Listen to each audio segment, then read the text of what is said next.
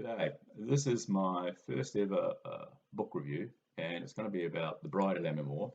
I've got this old copy, 1906, and it was written by Sir Walter Scott in 1819, so it's 200 years ago. What I like about this old copy is the illustrations in it. It's sort of just that added imagery is great when you're reading through it. And this is Blossom. I'm just holding it because she tends to go off sometimes and bark. So this is a great story.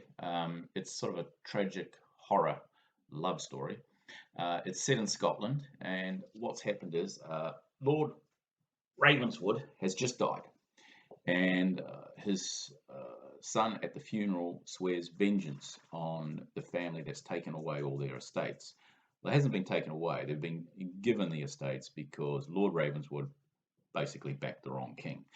And what happens is the next day is Edgar heads over to the old estates that they used to own and sees Lord William Ashton walking along with Lucy. Now he has a rifle, and instead of shooting Lord Ashton, he ends up saving his life from a wild bull.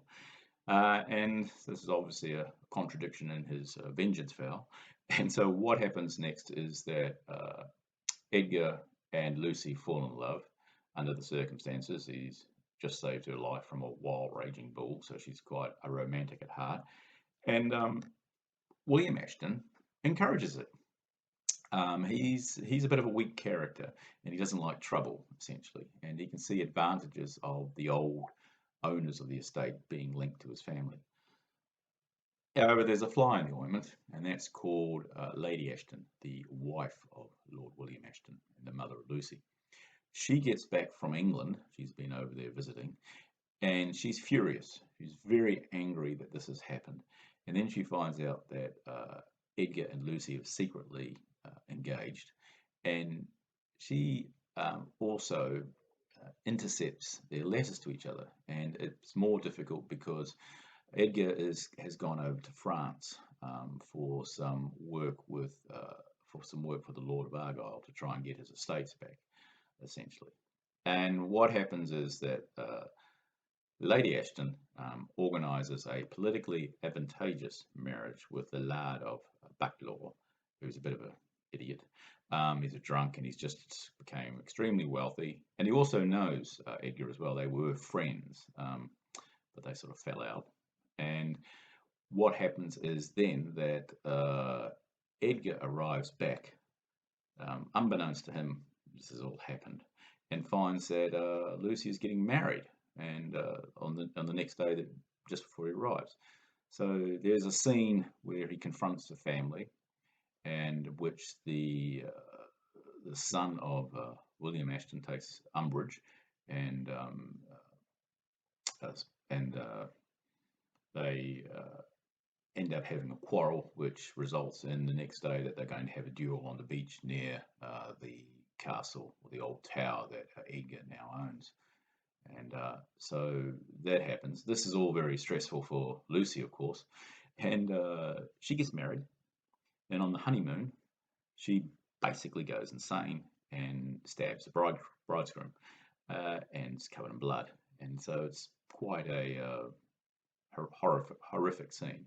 The bridegroom survives.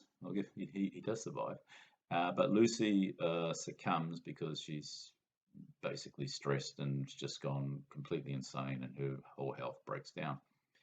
Edgar hears of this, and he's very unhappy. And what happens then is that the next day, well, I'll read you the best quote. Is early on in the book, where there's these, I suppose you'll call them three elderly women that have indications of being witches, very Macbeth.